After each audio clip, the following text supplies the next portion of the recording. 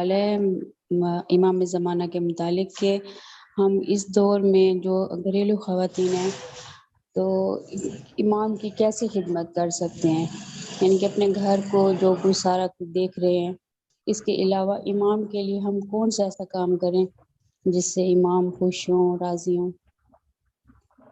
جزاک اللہ۔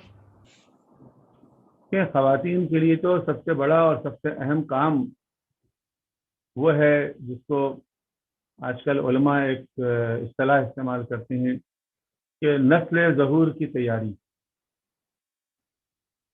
یعنی ہم ایک نسل ظہور تیار کریں تاکہ وہ نسل جو ہے وہ امام کا استقبال کرے، امام کے کام آئے۔ تو ہر دور میں ایسے ہی ہے۔ آپ دیکھیں نا، کربلا میں جو شہید تھے ان کو ان کے ماؤں نے تیار کیا، یا جن لوگوں نے پیغمبر اکرم کا ساتھ دیا، جن لوگوں نے امیر المومنین کا ساتھ دیا، مخلص لوگ، تو ان کی بھی تربیت کسی نے کی تھی۔ تو اس میں خواتین کا بڑا اہم کردار ہوتا ہے۔ علامہ اقبال کہتے ہیں کہ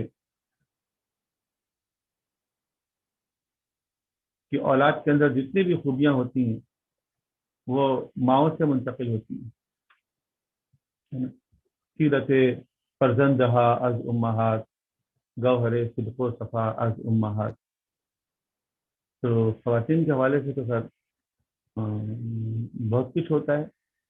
اور یہ بھی بتا دوں کہ 313 جو امام علیہ السلام کے ناصرین ہیں جو پہلے مرحلے پر امام کا ساتھ دیں گے، ان میں 50 کے قریب خواتین بھی ہوں گی۔ تو خواتین آج زندگی کا ہر شعبے میں جہاں نمایاں نظر آ رہی ہیں، تو وہ امام علیہ السلام کے حوالے سے بھی بہت اہم کردار ادا کرتی ہیں، کریں گی۔ تو اس لیے خواتین کو بھی اپنے حصے کا کام کرنا چاہیے جس کا مرد اپنے حصے کا کام کر رہے ہیں۔